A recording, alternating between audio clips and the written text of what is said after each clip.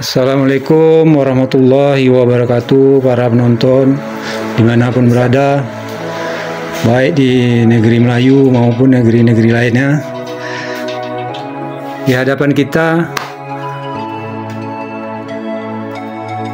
adalah Panglima Utama dari Lembaga Melayu Bersatu Nusantara, Laskar Melayu Bersatu Nusantara.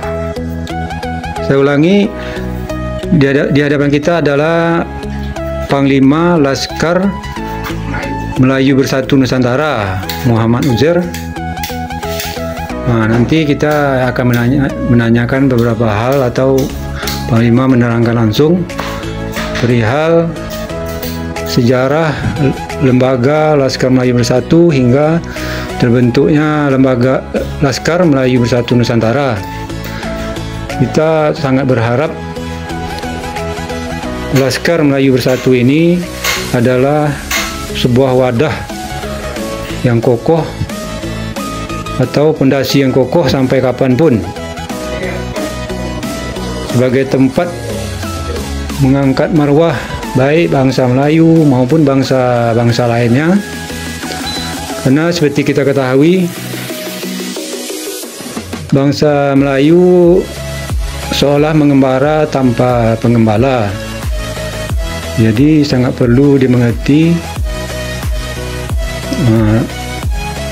bahwa bangsa Melayu perlu membuka, untuk tahap pertama ini adalah membuka tirai adat. Jadi sangat perlu kita bertanya pada Panglima Uzair hal-hal yang menyangkut visi dan misi untuk menegakkan marwah adat istiadat. Karena seperti kita ketahui, Lembaga Laskar Melayu Bersatu yang lalu belum pernah kita dengar visi dan misinya, belum pernah kita dengar untuk mengangkat sedikit pun adat dan istiadat budaya Melayu maupun adat-adat bangsa lainnya yang telah hilang di tanah-tanah Melayu maupun tanah-tanah bangsa lain. Padahal di tanah-tanah bangsa Melayu dan tanah-tanah bangsa lain itulah telah terbentuk jati diri ada istiadat bangsa Melayu dan bangsa lainnya. Nah, jadi mohon Panglima Uzair menerangkan sejelas-jelasnya pada masyarakat agar masyarakat lebih memahami dan tidak salah prediksi kan. Nah, silakan Panglima Uzair.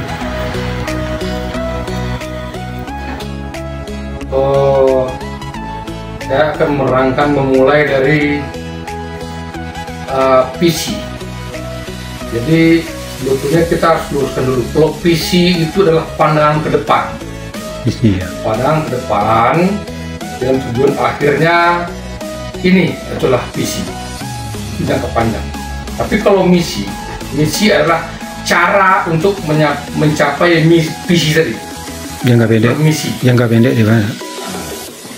Kalau visi kita adalah menegakkan marwah menjadi tuan di negeri sendiri, itu visi kita. Tujuan akhir kita harus menjadi tuan di negeri kita. Dengan apa? Dengan menegakkan marwah dulu. Berarti kalau kita menegakkan marwah, ada perintah menegakkan marwah kita sekarang sedang tumbang berarti. Kalau sudah tegak, tidak ada lagi perintah untuk menegakkan marwah. Jadi visi kita tegakkan marwah menjadi tuan di negeri sendiri. Itu visi kita. Misi kita adalah menyatukan bangsa Melayu. Lupakan perbedaan, satukan persamaan, susun kekuatan, bangun negeri. Itu misi kita. Berarti kita menyatukan apa yang disatukan? Satukan dulu persepsi kita tentang Melayu. Perbedaan. Kita ini bangsa, atau kita suku, atau kita hanya puak. Kita adalah bangsa Melayu. Bangsa Melayu adalah bangsa yang besar. Dimulai dari pergerakan dari Kerajaan Sriwijaya. Kerajaan Sriwijaya itu dimulai di abad ketiga sebelum hijrah. Abad ketiga Masehi. Setelah Nabi Isa, abad ketiga, 300 setelah Nabi Isa, itu Sriwijaya itu sudah menguasai wilayah Nusantara ini. Nah, setelah 300 tahun, setelah 200 tahun setelah Sriwijaya itu barulah Nabi Muhammad lahir. Berarti sebelum Nabi Muhammad itu lebih kurang 200-300 tahun sebelum Nabi Muhammad. Oh, Itu Sriwijaya. Berarti Nusantara itu Melayu semua ya? Kalau dasarkan Sriwijaya. Berdasarkan Sriwijaya itu sudah pasti bahasa Melayu. Sekarang Sri Indrapura, Sri Setia Amanah, kan jelas Melayunya. Jadi bangsa Melayu itu mau kita satukan. Sebelum kita menyatukan semua bangsa Melayu, kita mulai mungkin pondasinya ya Riau dan Riau Kepri. Riau Kepri ini kan baru kemarin, baru 1956 baru berpisah. Dulu kita kan Riau semuanya. Riau inilah puak Melayu itu yang masih kental itu ya Riau atau Riau Kepri sama itu. Kita menyamakan, cuman karena sekarang sudah 2 provinsi, satu provinsi Riau, yang satu lagi Riau Kepri. Padahal Riau ini dulunya dari Riau Lingga sebetulnya. yang kepulauannya. Ya, Riau itu berasal dari Riau Lingga. Nah sekarang yang provinsi Riau itu kita Riau sini. Dulunya Kampar, Kuansing, Pelalawan, Rohul sampai ke Duri semua itu dulu Sumatera Tengah. Ya daratan. Nah Sumatera Tengah dulu. Belum lagi Riau. Belum ya. Semenjak Kongres Rakyat Riau 1 tahun 1956 lahirlah Provinsi Riau. Beribu kotakan di Tanjung Pinang. Setelah beberapa tahun, 8 tahun, 10 tahun, terbentuknya Provinsi Riau, pindahlah dari Tanjung Pinang itu pindah ke Kota Pekanbaru ini, ibu kota Provinsi Riau. Nah, disinilah yang pancang kekuatan Melayu itu saya pikir di sini. Walaupun satu Sumatera ini semuanya ini bangsa Melayu nih, Melayu Jambi, Melayu Bengkulu, Melayu Palembang, Melayu Sumatera Utara, Melayu Tamiang di Aceh, Melayu Delhi, semua itu Melayu, bangsa Melayu. Jawa itu bangsa Melayu. Bangsa Melayu dulu. Masa makanya di sana juga di Jawa Barat kan ada Tasik Melayu, Tasik Malaya. Tasik Malaya itu kan kita kan Tasik Beting, Tasik Serai. Kita Tasik itu asalnya bahasa Melayu. Tasik itu Melayu. Bahasa Melayu ya. Kita tambah lagi Tasik Malaya loh. Malaya itu yang Melayu, apalagi kalau tidak. Maksud Malaya. Nah, ya Melayu. Sebetulnya kita ini bangsa Melayu. Sampailah ke Filipina, sampailah ke Thailand. Jadi dari situlah dihitung Nusantara. Nah, kita tarik lagi skop kecilnya karena Melayu ini sekarang terpecah. Di samping juga penjajahan Belanda dulu, memang Inggris, Belanda, Portugis, Spanyol itu sengaja memecah-mecah Melayu ini. Coba lihat sajalah Patani itu sudah jelas itu satu keturunan dengan Malaysia masih, tapi dimasukkan ke Thailand. Sudah jelas Malaysia dengan Riau ini, dengan Sumatera ini adik-beradik kandung, bukan adik-beradik, bukan tiri, bukan sepupu, tapi kita dengan Malaysia itu adik-beradik kandung lah. Melayu kita ini, Sumatera dengan Malaysia ini. Dipecah-pecahkan Inggris. Tapi juga kayak Kalimantan, sudah jelas itu Melayunya itu. Melayu Sarawaknya, Melayu Kalimantannya, tapi dipecah jadi Sarawak di sini, Sabah Sarawak. Seperti itulah pecah-pecah. Tambah lagi kita ini disuruh menganut sistem demokrasi. Sistem demokrasi kan kita lihatlah sendiri. Kita tidak menyalahkan atau kita sudah ada kondisi Republik ini sudah menganut sistem demokrasi. Sistem demokrasi itu ya kita lihatlah. Kadang suami dan istri pada pilihan bisa bercerai gara-gara election itu apa namanya, pilkada atau pemilihan secara langsung umum lah. Ini kurang bagus sebetulnya pada negara berkembang. Tambah lagi kita sedang Melayu terpecah, dihadapkan pula dengan sistem negara yang seperti ini, sistemnya agak memecah belah masyarakat juga. Dalam kondisi seperti itu kita dengan berusaha keras supaya Melayu itu bangkit dan bersatu, gitu loh. Di kondisi seperti inilah kita beradanya. Gimana caranya? Ya misi kita itu awalnya sebelum marwah kita tegak itu kita akan menyatukan dulu bangsa-bangsa Melayu ini. Nah, kita menyatukan dulu, kita satukan persepsi. Berbeda sedikit bahasa kita. Melayu daratan, Melayu pesisir, meraih pulau. Itu bahasanya beda-beda sedikit, itu beda-beda tipis, tapi kita saling mengerti, saling memahami. Nah, dari segi bahasa nanti apa sedikit, yang di sini mundur sedikit, yang di sini mundur sedikit, maju sedikit, menyatukan bahasa-bahasa tadi dulu sedikit kita sepakati aja dulu. Memang pendahulu negara kita dulu sudah mensepakati bahwasanya bahasa nasional itu dari bahasa Melayu itu bahasa Indonesia. Kembali saja kita ke situ keluar, dan di perbedaan sedikit kita bertolak ansur saja. Itulah saling mengalah, saling memberi dan saling menerima. Jangan saling mempertahankan egosentris, jangan saling mempertahankan ego ke daerahnya masing-masing. Nah, ini misi kita tuh itu dulu, agar kita bersatu. Nah, kita sedang membuat sekarang Laskar Melayu Bersatu Nusantara. Kita harapkan inilah wadah kita untuk menyatukan bangsa Melayu yang cikal bakal kita tadi itu, visi kita ke depan itu menjadi tuan di negeri sendiri. Seperti itu. Jelas misi-misinya. Jelas, itu visi. Misi kita tadi itu menyatukan dulu kita. Persepsi kita satukan dulu. Itu misi kita. Setelah kita bersatu, kita besar, tujuan kita itu apa? Ini visinya. Visi itu adalah tujuan akhir. Pandangan akhir itu visi namanya. Misi itu cara kita untuk mencapai visi tadi.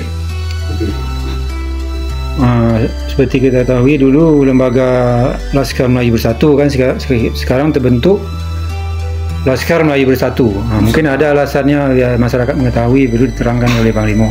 Oh gini, saya 2 tahun yang lalu, tepatnya bulan Juni 2022, saya diajak sama saudara-saudara kita untuk bergabung ke LLMB yang dipimpin oleh Datuk Panglima Pucuk Ismail Amir. Waktu itu saya nggak mau, nggak langsung saya mau bergabung, nggak, karena saya tahu Laskar itu dulu begini, pegana sudah. Karena saya hidup di Riau, saya paham dengan informasi-informasi, dengan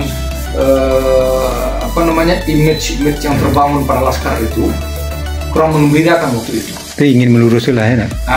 Jadi karena saya dengar di situ Laskar Melayu Bersatu ini menyatukan bangsa Melayu, saya pikir.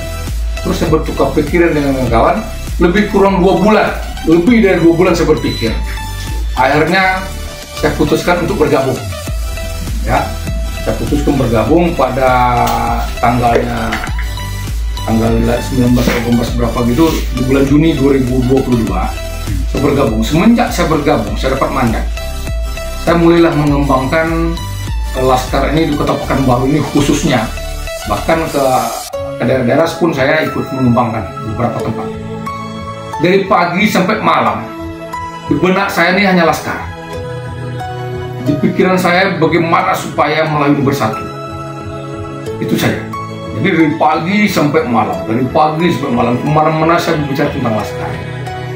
Sehingga alhamdulillah Laskar Kota Pekanbaru ini tergolong berhasil, karena kegigihan kami punya tim, saya dengan saudara-saudara saya yang lain mendukung penuh. Memang kami bahu-membahu membesarkan Laskar di Kota Pekanbaru ini, dan kita dapat apresiasi dari kawan-kawan di daerah-daerah bahwasanya kita termasuk berhasil membesarkan Laskar di Kota Pekanbaru ini, dan termasuk berhasil membuat percaya diri orang-orang Melayu di Kota Pekanbaru ini, sehingga menjadi besar seperti itu. Nah, setelah berjalannya waktu 2 tahun lebih, dengan lika-liku bermacam-macam model yang saya jumpai di lapangan, timbullah sering ada memang kericuhan di sana. Kawan-kawan di daerah-daerah sering diberhentikan, dengan salah-salah sedikit diberhentikan banyak hal, tapi tidak usah kita perpanjang, itu beda cerita. Kawan-kawan saya di Kota Pekanbaru pun ada beberapa yang diberhentikan secara tidak hormat dan tanpa saya mengetahui itu. Tentu yang namanya saya membesarkan Laskar Kota Pekanbaru ini saya juga punya hak dong. Saya punya hak juga. Bagaimana ini? Sudah saya besarkan dengan tenaga, dengan pikiran, dengan waktu saya, bahkan dengan harta saya. Membesarkan Laskar Pekanbaru ini, saya juga berhak untuk bertanya, kenapa kok jajaran saya diberhentikan si terhormat, akhirnya semakin meruncing. Ada ya tidak sesuai ya. Nah wajar di negara ini yang kita anut dari sistem demokrasi ini kan perbedaan. Apalagi kita Pancasila. Perbedaan itu ada. Pancasila itu erat betul hubungannya dengan Melayu sebetulnya. Melayu juga dalam sebuah perkumpulan itu harus ada musyawarah dan mufakat. Kalau bahasa Melayunya bulat air kena paralon atau kena bulu, bulat kata kena mufakat. Tapi di sebelumnya saya nggak bisa saya menjumpai itu. Saya sepakat dengan kawan-kawan karena ada kericuan di Kota Pekanbaru itu dengan atasan kami di sana. Kami sepakat kalau seandainya seperti ini ya Melayu itu tidak akan bangkit. Macam mana Melayu bangkit kalau setiap bulan atau setiap minggu ada kericuhan terus di sana ricu sana? Kapan kita tenaga kita tuh habis untuk ribut-ribut untuk bertengkar aja tanpa musyawarah ya? Kapan kita lagi katanya membangkitkan batang terendam? Kalau saya berkata jangankan batang terendam, batang yang terendam terkubur di pasir itu pasti kita bangkitkan. Insyaallah. Betul mental kita untuk bangkitkan Melayu ini. Nah, jadi kita sepakat kita memisahkan diri karena tidak sesuai. Ya salah, semua orang tuh punya pandangan sendiri-sendiri ya. Kalau saya hanya murni masuk ke organisasi ini untuk bagaimana Melayu itu bangkit, bagaimana bangsa Melayu bersatu, kita menjadi tuan di negeri kita. Kita sepakat dan kita didukung sama sesepuh-sesepuh pemuka-pemuka Riau ini atau sesepuh-sesepuh LMB yang dulunya dari almarhum Letnan Jenderal Suron Hamid. Oh itu ya. Ada beberapa orang tokoh-tokoh mereka itu mendukung kita dan kita mengadakan rapat beberapa kali. Akhirnya kita mendeklarasikan LMB Nusantara.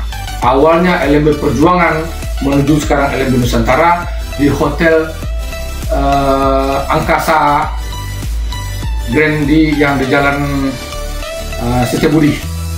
Di Angkasa itu, di situ kita mendeklarasikan didukung sama para tokoh awal pendiri LMB dari Sarwan Hamid nih. Didukung dan beberapa tokoh-tokoh lain juga mendukung kita. Semenjak itulah kita berdiri sendiri dan kawan-kawan menunjuk saya sebagai panglima utamanya, yaitu pimpinan tertinggi di Laskar Melayu Bersatu Nusantara. Nah, seperti itu sejarahnya dan kami bertekad bulat dan insya Allah kita akan melakukan musyawarah dengan penduduk-penduduk kita. Kalau ada yang sakral sifatnya perlu kita bertanya, kita akan bertanya. Kalau hal-hal yang perlu kita musyawarahkan di wadah ini, kita akan musyawarahkan dulu sama saudara kita yang di MPP atau yang di MPD. Kita sekarang sudah berubah jadi MPP Majelis Pimpinan Pusat, kalau kabupaten kotanya Majelis Pimpinan Daerah. Jadi panggilan-panggilan kita pun sudah kita ikuti yang lama. Yang dulunya di kabupaten kota itu panggilannya berbeda, sekarang panggilan kita kepada panglima kota, panglima kabupaten itu panglima muda. Karena kata sesepuh kita Datuk Said Amir Hamzah, kita tidak menyerang tapi kita mengembalikan titah itu kepada titah awal. Titah awal itu panggil-panggilan seperti itu.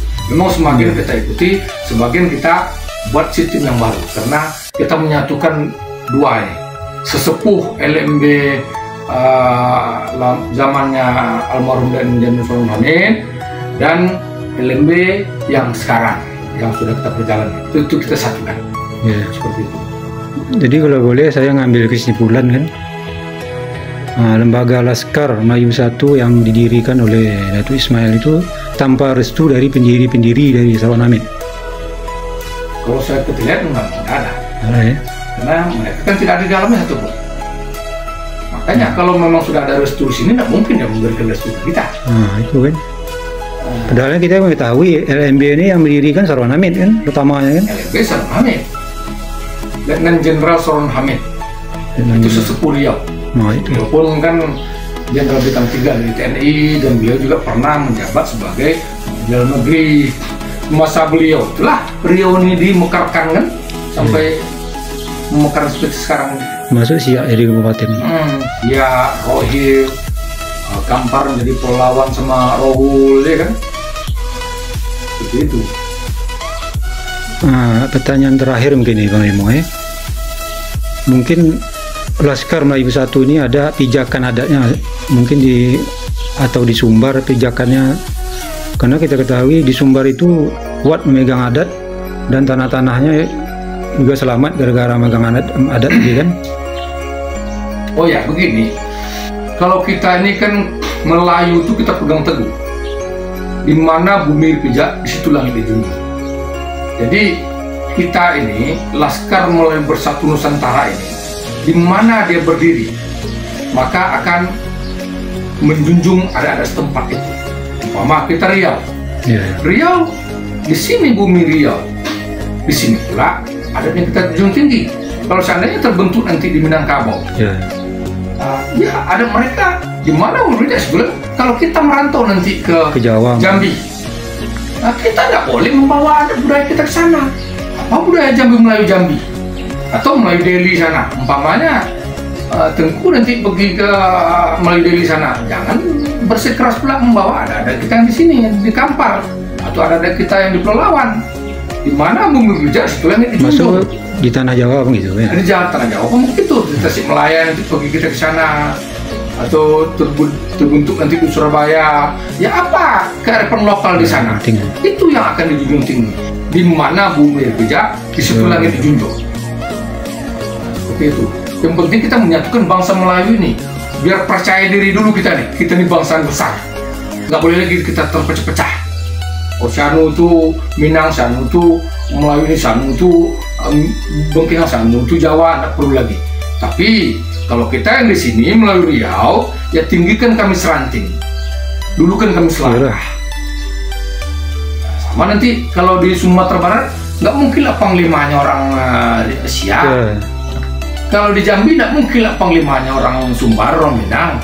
Kalau umpamanya di Melayu Delhi, pastilah orang Melayu Delhi panglimanya. Nah itu sesuai itu. Sesuai dengan firman Allah kan. Iya. Dijadikan, kalau boleh saya mengutip firman Allah, dijadikan manusia itu berbagai-bagai suku dan bangsa untuk saling kenal mengenal. Kita taruh agar saling menyatu. Gitu. Ya. Nah kita pun mental kita dalam menjalankan ini berdasarkan Al-Quran juga. Istilahnya sabda firman Allah juga mengatakan fa'iza samta fatawakkal Allah. Jadi kalau bahasa Melayunya terbujur lalu melintang patah. Nah, jadi fa'iza samta fatawakkal Allah itu apabila ada azam kamu, keinginan kamu, kekuatan kamu, kemauan kamu, katanya jalan terus. Fa'iza azamta fatawakkal Allah, maka jalan terus, jangan pedulikan apa-apa. Terbujur lalu melintang patah, yang pedulikan ada halangan. Kalau mau terbujur dia lalu ada yang melintang, kita patahkan. Peribahasa Melayu lamu sih. Nah, itu Melayu. Kalau bahasa Allahnya tadi fa'iza azamta fatawakkal Allah. Jadi kita tak peduli apa-apa, yang penting kita ada kemauan kita untuk menyatukan bangsa Melayu, jalan saja terus, tawakal kepada Allah. Nah, itu artinya. Oke. Terima kasih keterangan Bang Limo ya. Ya.